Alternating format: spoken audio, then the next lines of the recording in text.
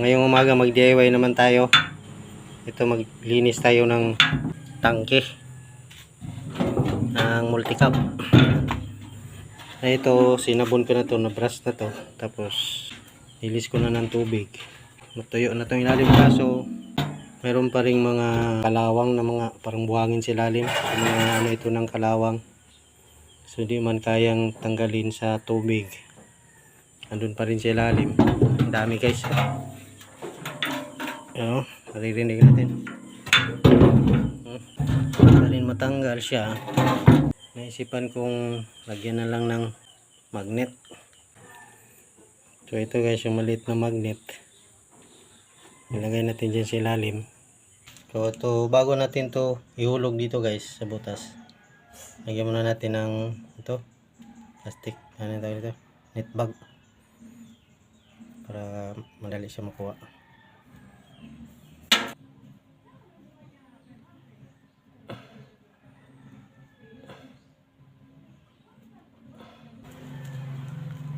Guys, so ganyan, lagay natin to sa ilalim, tapos ialog-alog natin to para yung mga didikit dito. Na ito, itali natin to sa gilid.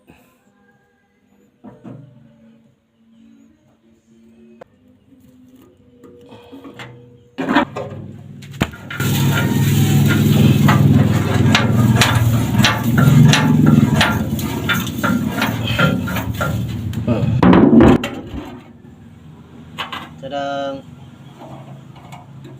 Oh! Ito na guys, oh. Daming huli.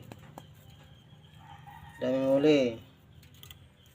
Nahuli ka. Ano yan, isda? Nahuli yung kalawang guys.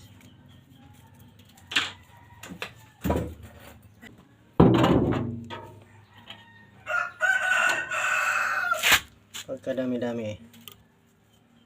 Grabe guys, oh. Kalawang.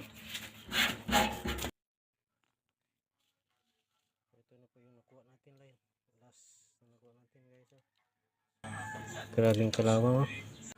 Tapos pang last niya nahugas yung gasolina.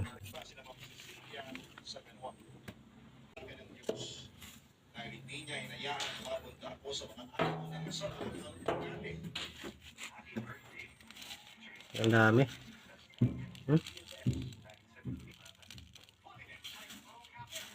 Pala ito yung matunog sa tangke.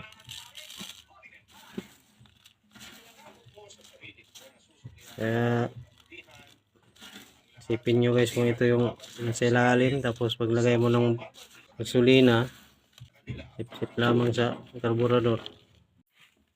Guys, ito na yung pinakalas nating kuhan, kasi wala naman na maramdaman ng mga buhangin sa ilalim. Ubus na niya yung itong ano natin. Ay, wala na.